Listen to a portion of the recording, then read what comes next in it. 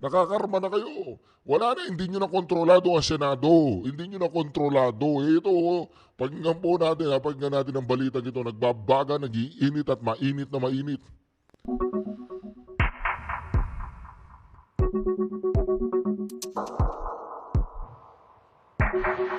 Naniniwala po ang mga kaalyadong Senator-elect ni Vice President Sara Duterte na matatalo ang kaso laban sa bise.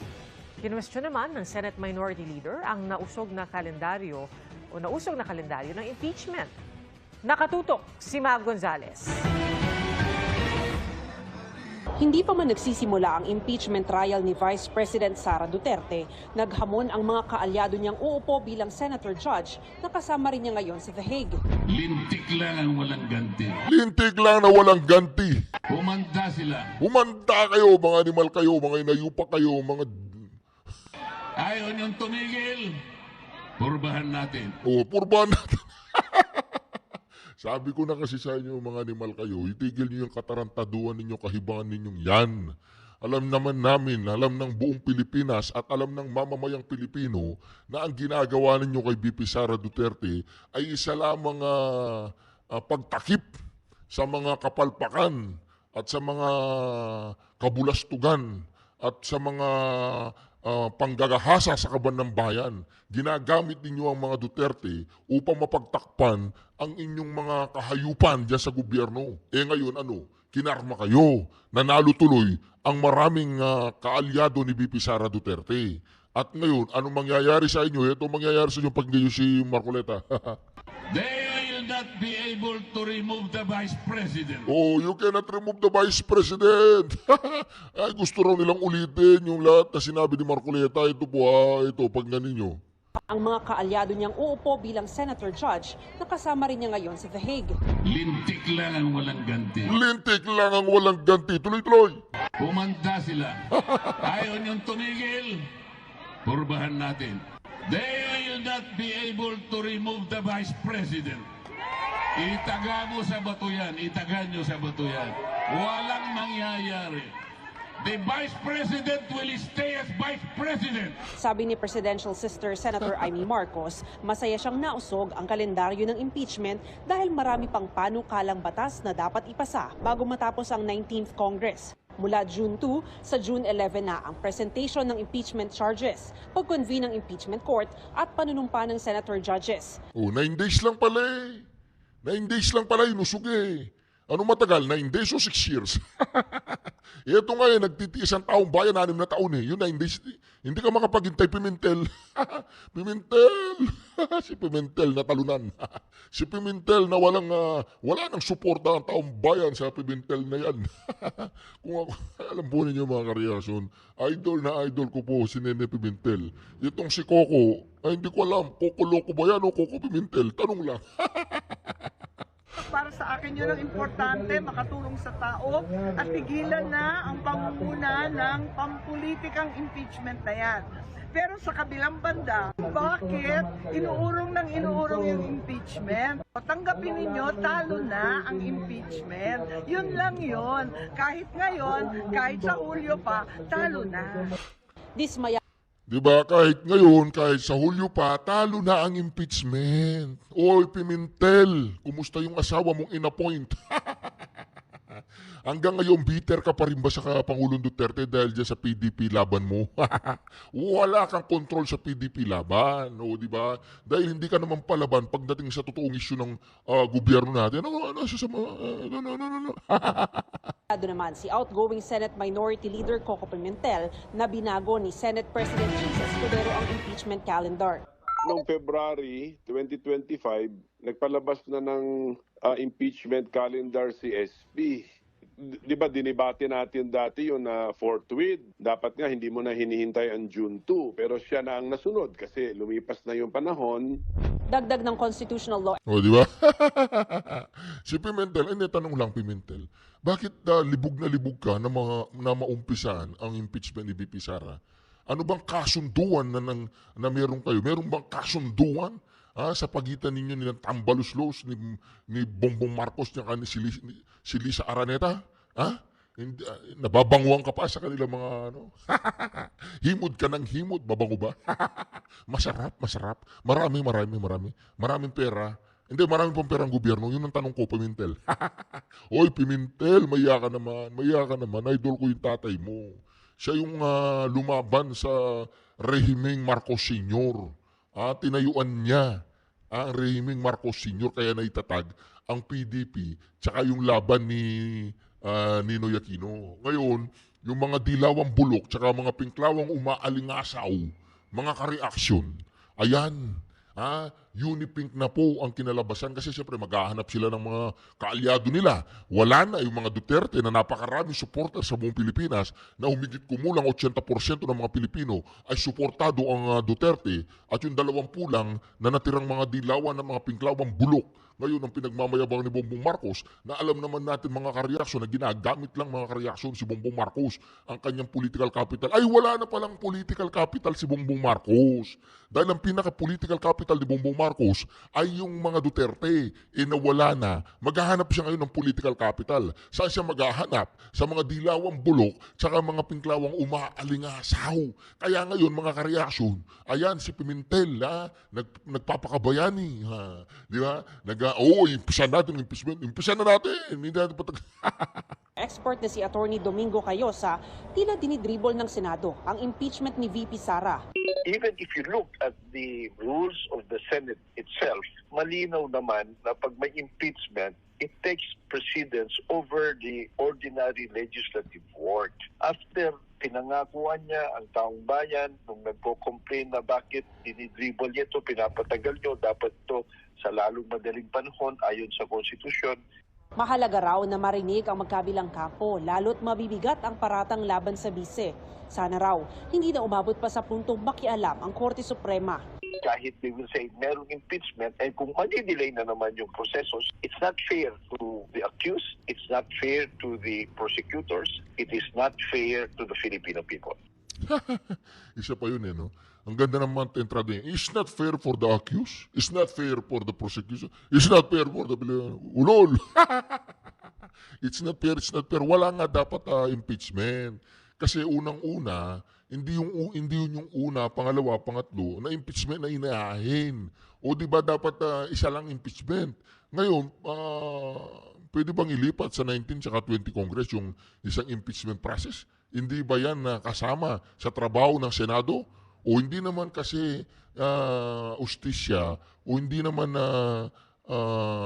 anong tawag doon, judicial branch of government ang Senado. Nagiging ano lang yan, nagiging senator judge lang yan, nagiging yun nga parang justice judicial branch yan dahil sa impeachment.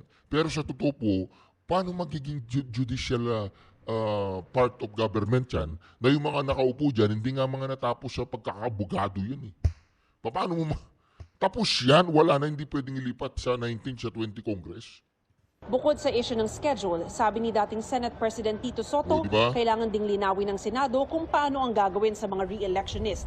Manunumpa na kasi sila bilang Senator Judge sa June 11, pero magtatapos ang termino nila sa June 30. Si Pia Cayetano, member siya ngayon. Kasi Re-elect siya. Oo. Okay.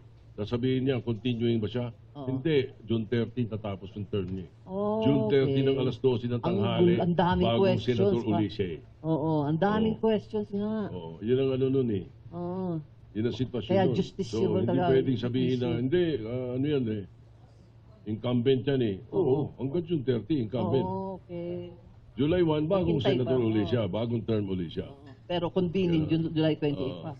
Ang continuing yung 12 2028 Hindi naman pwedeng matatapos. impeach. Hinihingan pa namin ng tugon si Senate President Escudero, pero bukas pa raw siya magbibigay ng pahayag. Para sa GMA Integrated News, Mav Gonzalez, nakatutok, 24 oras. Naku po mga kareaksyon na sinasabi natin yan eh. Yan ang sinasabi natin, mga kareaksyon. Talaga po mga kareaksyon ang mangyayari dyan, walang impeachment. Kaya kapag wala pong impeachment na naganap, kapag hindi ka sumama kay Sara Duterte, ay maiiwanan ka. Alam po yan ng mga congressman gobernador, mayor, senador, at kung sino-sino pa dyan na kapag hindi ka sumabay kay Sara Duterte sa panahong ito hanggang sa 2028 ay maiiwan ka. Di ba? O, ito mga kareaksyon ha. To the point, ma'am, na ang taong bayan nanawagan na rin na bakit kaya hindi na lang siya ang mag-resign. Pero may sagot naman siya na hindi siya magre-resign dahil wala naman daw siyang problemang inaatrasan ng O, di ba? O ngayon, nananawagan na ang taong bayan na mag-resign si Bongbong Marcos. Kasi nagpakitang gilas po sa mga reaksyon na kunyari, sabi niya, lahat kayo ano kayo ng tinatawag na resignation, courtesy resignation. Nagbigay po ng courtesy resignation ang lahat ng mga tao. Mga kareaksyon, ito ang malaking katanungan ngayon. Dalawa lang yata ang pinalitan niya, si Solgen pa. Kasi si Solicitor General Menardo Guibarra, siya ang tatayong abogado ng gobyerno, ay hindi po siya pumayag na tinatawag nating idepensa ang gobyerno laban sa papapadala sa Pangulong Duterte doon sa dahig. Sabi niya, hindi ko siya pwedeng depensahan ng gobyerno sa ginawa ninyo. Kasi nga di ba, wala nang jurisdiksyon ang ating gobyerno. Wala nang jurisdiksyon ng ICC sa ating gobyerno. Paano ko yan i-didepensahan? Mali yan. Ngayon, ang ginawa kay Menardo Guibarra dahil hindi siya matanggal ng harap-harapan. Kasi nga mga kareaksyon, weak leader si Bongbong Marcos. Weak leader siya. Ngayon, ang ginawa niya, pinag-resign niya ba naman lahat? Gusto lang pala niyang tanggalin si Solicitor General Menardo Guibarra. Si Solicitor General Menardo Guibarra nasa tamang pag-iisip yan. Hindi lang dahil ang Pangulong Duterte ang nag-assign dyan. Mga kareaksyon, kilala po yan, may reputasyon yan, kredibilidad at integridad. Hindi na siguro niya makayanang sikmurahin o masikmura. Ano man yan, sikmurahin o masikmura? Sikmurahin mo nga lahat yan.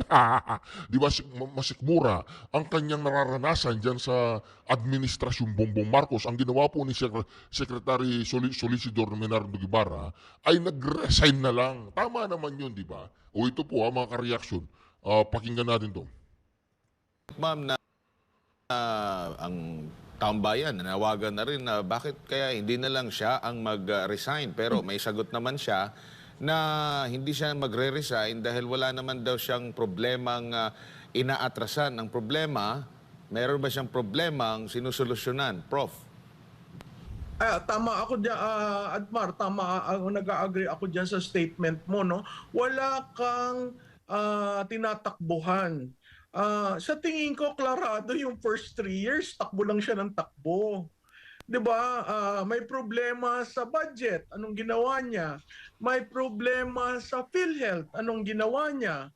May problema sa pinsan niya, anong ginawa niya? Huwag nating kalimutan yung People's Initiative, so lahat yan, since 2023, budget ang inuuga nila. So, anong solusyon mo doon? 'Di ba? Kaya nga umabot sa Supreme Court at hinihintay ang mga petition para magkaroon ng oral arguments kasi abay hindi ko alam kung ang definition ng pagtakbo niya ay iba. Ako, ang definition ko doon, hindi ko sinulbahan yung problema. Pinasa ko. Biro mo 3 years yan. I mean, we're not lacking of issues or instances when we can show he ran away from the problem instead of facing it. Perfect example is the unit team. Second example is the ICC. Hindi ba yung yung rendition na ginawa, hindi ba yun pagtakbo sa problema?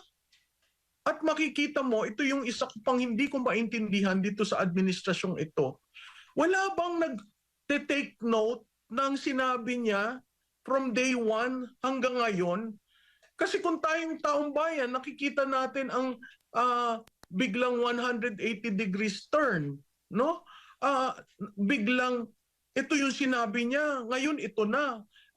Yung mga publicity materials nga may date pa eh. Wala bang tao sa kanyang grupo na tinitingnan, sir, sinabi mo ito, ngayon bumaliktad ka. So, yun ang nakakahilo eh. There is no stability, no predictability, no certainty under this administration for the past 3 years. Now, I want that change. Di ba isa ako sa mga pumuna na hindi ko nararamdaman ang administrasyon na ito. First 100 days pa lang sinabi ko na ako'y natutuwa nung podcast. Sinabi niya na pasensya na kayo, alam ko hindi niyo naramdaman. So paano ito bang mga palliative na window dressing na may resignation, courtesy resignation, palawak ng palawak? Is that the answer? The answer is to launch your programs, to push through with the flagships, and plod on. And there have been instances in the past where a cabinet of an administration remained from day 1 to 0. Marginal lang yung pag-aalis. Meron naman talagang ang balasahan is based on nagawa ba yung mga inassign ko sa inyo. Remember, Admar, may sinabi pa siya doon na mabuti pa sa private sector pag sinabi mo, ginagawa. Dito, marami pang batikos. But that is the essence of governance. That's the essence of consensus building. So hindi ko maintindihan yung sinabi niya sa podcast, ang dami niyang reklamong sinabi sa podcast.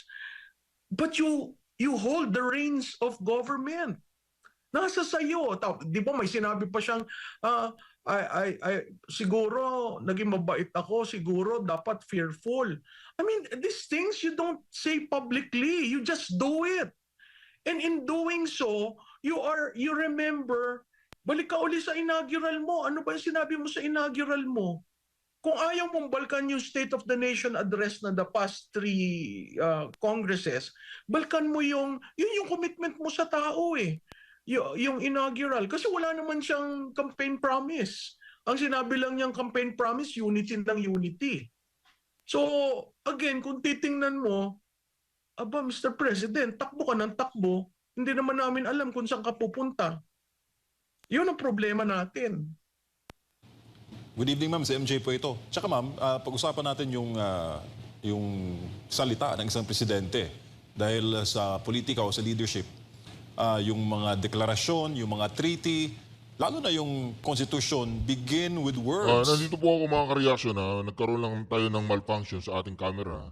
Pero dire-diretso po natin ang reaction video na ito. Kaya nga, tama nga naman ang sinabi dito ni Madam Tikia na ang kanyang mga pinangako ay unity, unity, unity. Ang nangyari po sa Administrasyong Bongbong Marcos ay pagkakawatak-watak dahil na rin sa kagagawa ng kanyang mga kasamahan o kanyang pinsan, asawa o kung sino mang nasa likod ng kanilang operasyon na patumbay ng mga Duterte ay nagtatawag doon,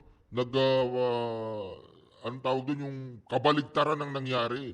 Imbes na kainisan ng taong bayan ang mga Duterte, ay lalo pa pong sumikat ang ating Pangulong Duterte at lalo pang naiintindihan ngayon at na-miss nila tuloy ang Duterte style of leadership, mga ka-reaction na sinasabi natin dito na bakit nangyari ang mga ganitong kaganapan sa ating bayan, bakit ganito ang nangyari na hindi pagkakaisa ang nangyari, bagkus mga ka-reaction, ang nangyari po ay talagang pagkakawatak-watak ang nangyari.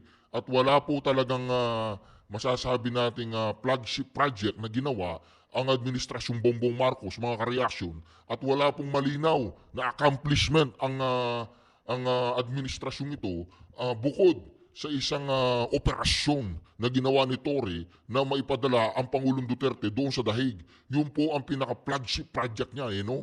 Kaya dito mga ka-reaction, nakikita po natin dito, marami pong tao ngayon sa buong mundo na pinagtatawanan na po ang Pilipinas. Pinagtatawanan po ang ating bayan dahil sa ginagawa pong kabulastugan ng gobyernong ito na talagang masasabi nating bumalik o nakarma ang administrasyong ito. O tuloy po natin. Pero paano na lang, ma'am, kung ang salita ng presidente ay iba naman sa kanyang ginagawa? Yun. Ang tawag sa mga ganun, mga ka-reaction, yung mga manipulator na yan, parang mga addict yan eh. Alam mo yung mga addict, marunong mag-manipulate. Hindi ko naman sinasabing addict si Bongbong Marcos, pero yung sinasabi niya, iba yung ginagawa niya. Ano ba? Naggagaguhan na lang ba tayo dito, Bongbong Marcos? Ganun ba?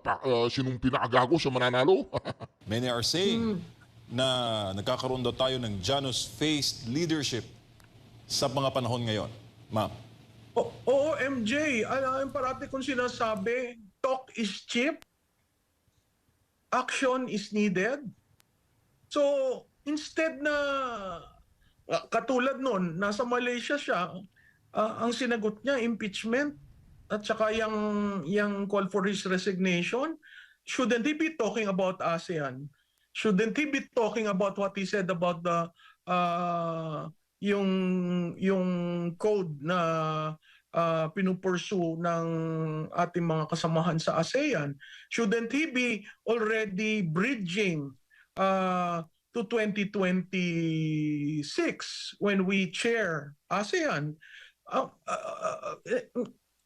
Ako'y nalulungkot kasi 3 taon na tayong ganyan eh. Yan Janus face na sinasabi mo, mahirap gawin yan ng 3 taon.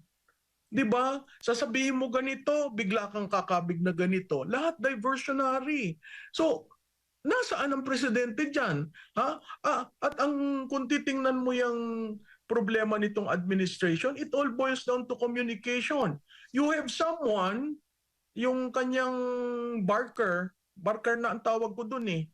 Yung kanyang Barker, in-insert during the campaign period, mas lalo nagkagulo ang messaging, na talks about policy, laws, plans, programs, and you have a president not talking about that. Yung Barker niya, ang default na sagot, ang blame is Duterte. That is by design. Diba? And then, in the podcast, you are reaching for reconciliation. I mean, I don't know if they understand Janus face. I don't know if they understand the philosophical mooring and the psychological meaning of that. But if a leader is said to be wearing such, then lahat double speak, double talk. And we're tired of that. Kaya nga ganyan ang resulta ng eleksyon eh. 'Di ba? Kaya nakakabahala kasi May 12 tayo nag-eleksyon, mahigit na 1 linggo na nakakaraan, parang naka-standstill pa rin tayo. Parang hindi natin alam saan ba dadalhin ito. Kasi nag-cleaning of the house. Habang nag-cleaning of the house, ano nangyayari? Yun ang nakakalungkot kasi napakabilis ng 3 taon. At dadaan na naman tayo sa process na highly divisive, which is the impeachment. Saan pupunta ang Pilipino? So 6 na taon tayong nagsayang ng ating panahon, ng ating taxes, ng ating social contract dahil gusto natin na ayusin natin ang ating bansa.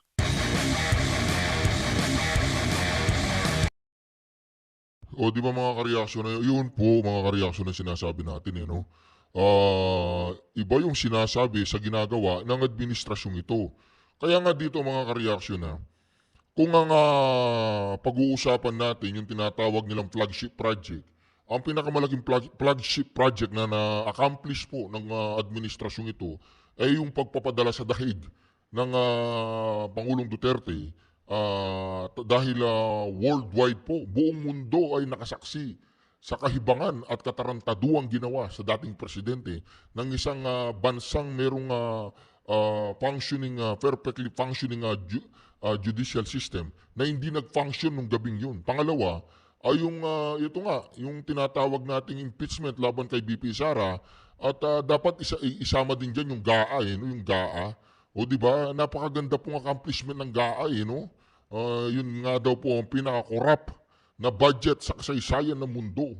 Kasama na ang mga ibang bansa.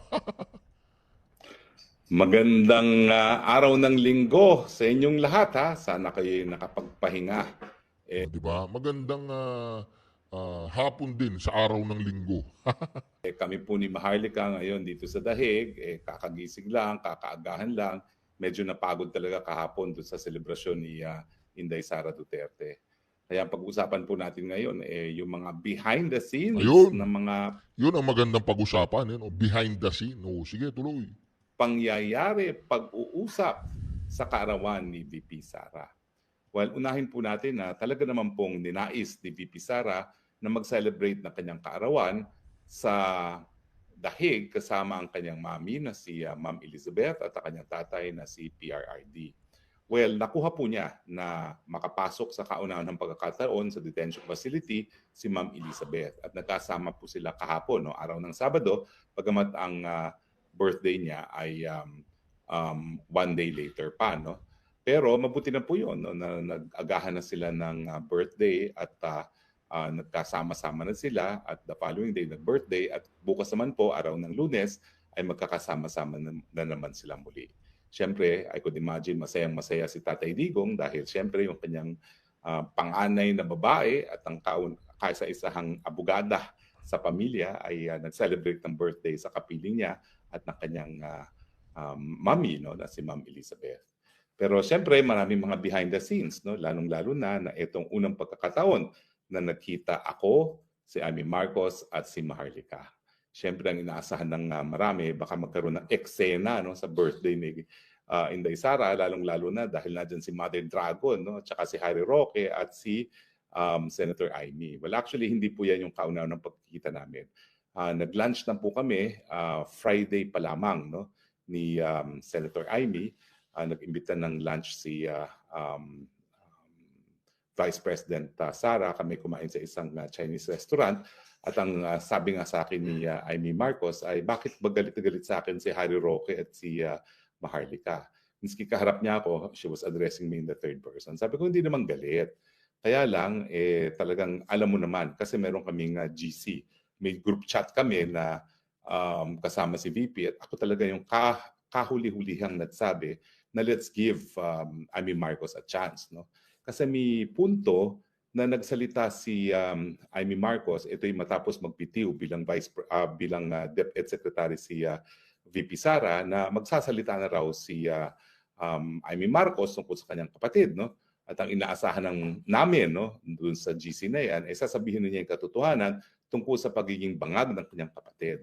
At nagkaroon nga ng mga balita na una gagawin niya interview sa Channel 7, sino ba yun? Yung Morales na newscaster, tapos na-postpone daw, tapos nag-iba ng channel, pero hindi nangyari.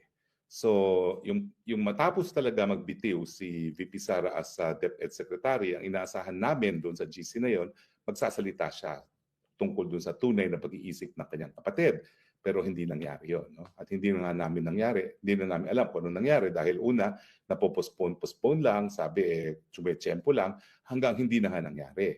Ang unang niyang pagsasalita ay ito ng advertisement para sa eleksyon na ang tunay na nagpapatakbo ng Pilipinas ay hindi Marcos kundi ang Araneta at ang Romualdez. Sa amin naman, sino may kasalanan yun? Ang hinala ng taong bayan ay Marcos. Kung pinapabayaan niya magpatakbo ng bayan ay Araneta at saka ang Romualdez, sino may kasalanan? Diba, ang pula ay pupunta pa rin kay Junior dahil siya ang presidente. Alam mo ninyo, minsan napapaisip ako dito kay Amy Marcos kung maaawa ako sa kanya o maiinis o manduduwal. Kasi mga kareaksyon, kung tutuusin, pamilya po niya yan, yung presidente. Kapatid po niya yung presidente. Ang problema mga kareaksyon, talagang binubulgar na po niya na ang kanyang kapatid ay isang inutil. Kasi nga po, kung sasabihin mo na presidente ang kapatid mo, at ang administrasyon ngayon ay Araneta at saka Romualdez, ibig sabihin mga kareaksyon, ang mismong kapatid mo ay hindi niya kayang tayuan ng kanyang sabihin na lang natin, pagkalalaki. You know, ang kanyang pagkatao bilang isang pangulo ay hindi po niya kayang tayuan. Di ba mga kareaksyon? Kaya naman dito mga kareaksyon, hindi ko alam kung mabibilib ako kay Amy Marcos, maaawa ako sa kanya, ginawa niya lahat ng mga hindi pwedeng gawin ng isang kapatid sa kapatid. Ibinulgar niya ang bulok sa kanyang pamilya. Mga kareaksyon, anong gagawin natin ngayon kay Amy Marcos? Kaya lang minsan napapaisip ka rin, baka naman totoo naman ang intensyon ni Amy Marcos na talaga naman na para sa bayan ng kanyang tinatawag nating intensyon. Pero dito mga ka-reaction, tingnan na lang natin. Total, nanalo na si Amy Marcos, ipinakiusap ni VP Sara sa atin na iboto natin, binoto naman natin siya. Ngayon, kailangan mapatunayan ni Amy Marcos sa ating lahat na bumoto sa kanya kahit ayaw natin sa kanya, dahil lamang sa pakiusap ni VP Sara Duterte ay ibinoto natin siya. Ngayon, kailangan patunayan ni Amy Marcos sa lahat ng Pilipino na bumoto sa kanya na hindi kami nagkamali sa iyo, na hindi nagkamali ang mga bumoto sa iyo at ngayon ikaw ay senadora na naman. Anyway mga ka-reaction, malaya po kayong mag-comment sa comment section. Patuloy po tayo magbantay, patuloy po tayo mag-react, patuloy po tayo magbigay ng honest opinion sa nangyayari sa ating bayan. Huwag po tayong matakot na mag-post sa ating mga Facebook page. Huwag po ninyong kaligtaan